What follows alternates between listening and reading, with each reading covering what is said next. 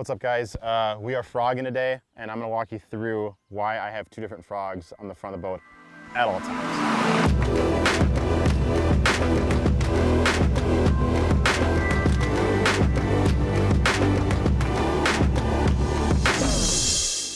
So they might seem kind of similar, and a lot of you guys might not even notice a difference. A lot you have, but this is a standard walking frog, or some people would even call a swimming frog, and this is what they will call a poppin frog. The biggest difference is obviously the nose here has a cavity. It's meant to push water forward, create a little more of a splash, a little more of an aggressive. This one's got a pointed nose. It's going to come through cover a little easier.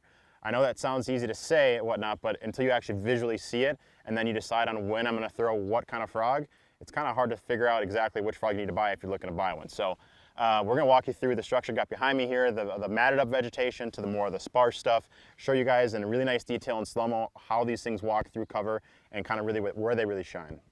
Start with the swimming frog. Again, you look behind us here, and there's pretty much almost no water in some of that higher end stuff, but the pockets between hand, they have all kinds of room in them.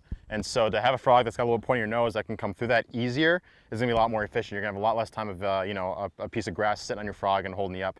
And chances are, if you have something caught on your frog, piece of vegetation, anything, algae, any crap like that, fish aren't gonna eat it. It could still be a reaction bite. For the most part though, your frog needs to be clean.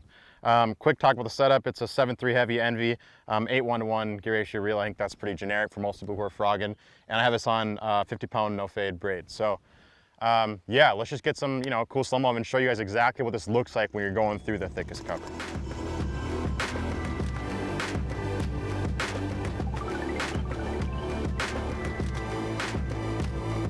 So now let's talk about the poppin frog. You can see behind me the grass gets less and less, or more and more sparse, I should say, as it goes further out. You're going to start to see little things that come out and a little more open water. And I think if you look at kind of the ratio of open water to matted up grass, if you have more open water, you can get away with a poppin frog. And again, it's just gonna say, hey, fish, I'm here. It's gonna pop more water, it's gonna pull more water. Typically speaking, these ones are a little easier to walk, and you can keep that bait in the strike zone longer. You can kind of pop it and still versus the swimming frog or the standard frog, you're gonna wanna kind of keep it moving through that vegetation. But again, when you're dealing with more sparse vegetation and areas where there's pockets where you wanna be able to sit there and work a frog and create a little more of a splash, the poppin frog is definitely the way to go.